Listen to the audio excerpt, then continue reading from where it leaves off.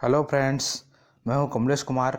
आज के इस वीडियो में हम ब्रिटिश संसद द्वारा ईस्ट इंडिया कंपनी के प्रशासन पर नियंत्रण स्थापित करने के लिए पारित किए गए विभिन्न अधिनियमों के बारे में पढ़ेंगे और ये जानेंगे कि ये अधिनियम कौन कौन से गवर्नर जनरल एवं वायसराय के काल में पारित किए गए तथा इन अधिनियमों की जो मुख्य बात थी वो कौन कौन सी थी।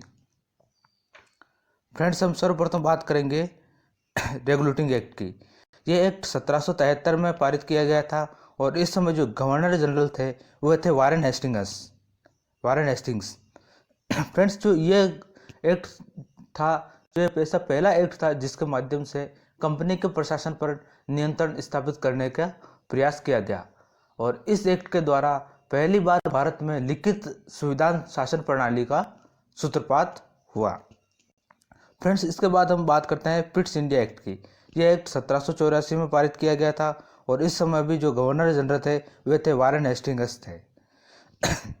फ्रेंड्स, इस एक्ट में जो मुख्य बात थी वो थी कि इस एक्ट में बोर्ड ऑफ कंट्रोल का गठन किया गया था।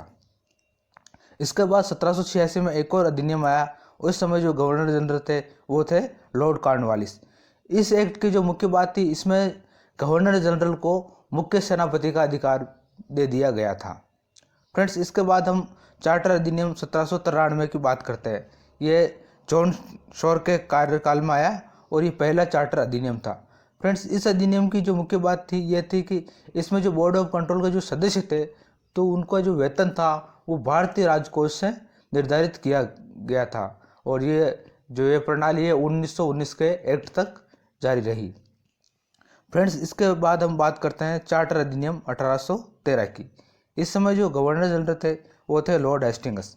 इस एक्ट की जो मुख्य बात थी वो ये थी कि इस एक्ट के माध्यम से जो ईसाई मिशनरियाँ थी उनको भारत में ईसाई धर्म का प्रचार करने की छूट दे दी गई थी। इसके अलावा इस एक्ट में पहली बार शिक्षा के विकास के लिए 1 लाख रुपए का अलग से बजट का प्रावधान किया गया था।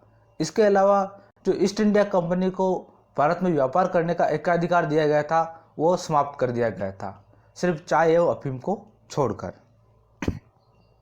फ्रेंड्स, अब हम चार्टर अधिनियम 1833 की बात करते हैं।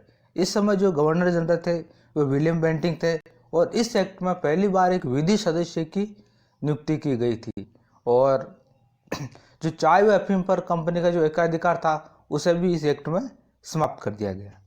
फ्रेंड्स, अब हम बात करते हैं चार्टर अधिनियम 1853 की।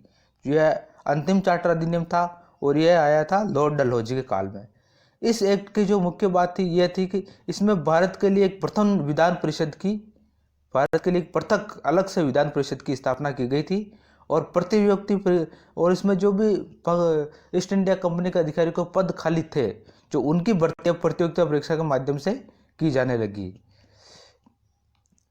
तो ये इस एक्ट की मुख्य बातें थी।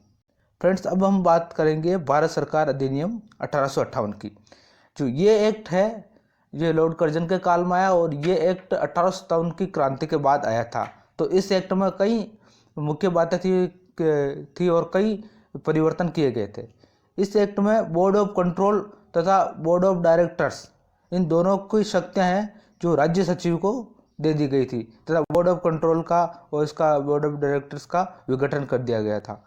तथा इसके अलावा जो इसमें पहले जो कंपनी के नाम पर जो प्रशासन चलता था कंपनी का प्रशासन समाप्त कर दिया और अब जो वहाँ का जो भारत का प्रशासन है वो ब्रिटिश साम्राज्य के नाम के आधार पर चलने लगा तथा गवर्नर जनरल का पद को समाप्त कर दिया गया और अब गवर्नर जनरल वायसराय के नाम से जाने लगा।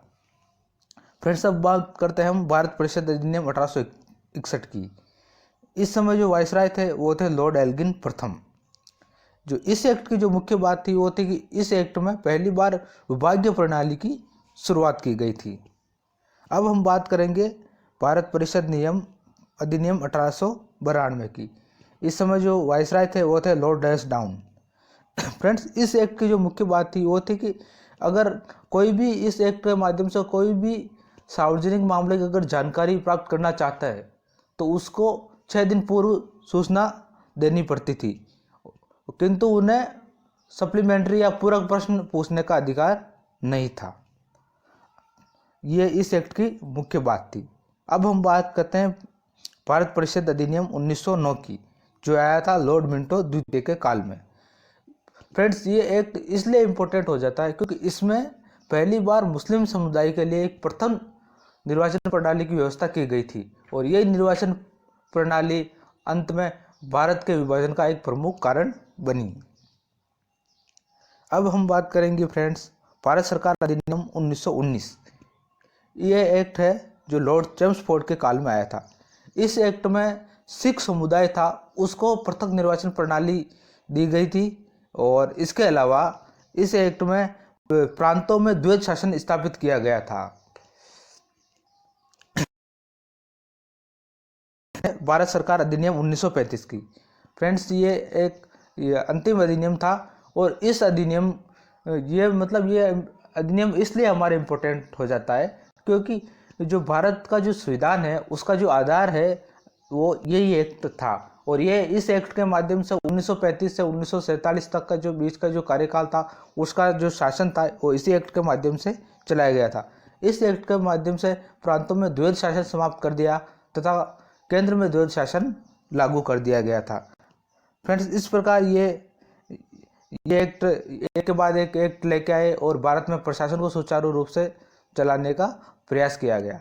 फ्रेंड्स, इस प्रकार के आप और भी अनेक वीडियो देखना चाहते हो तो हमारे चैनल को सब्सक्राइब करें, लाइक करें, और वीडियोस पसंद आए तो शेयर जरूर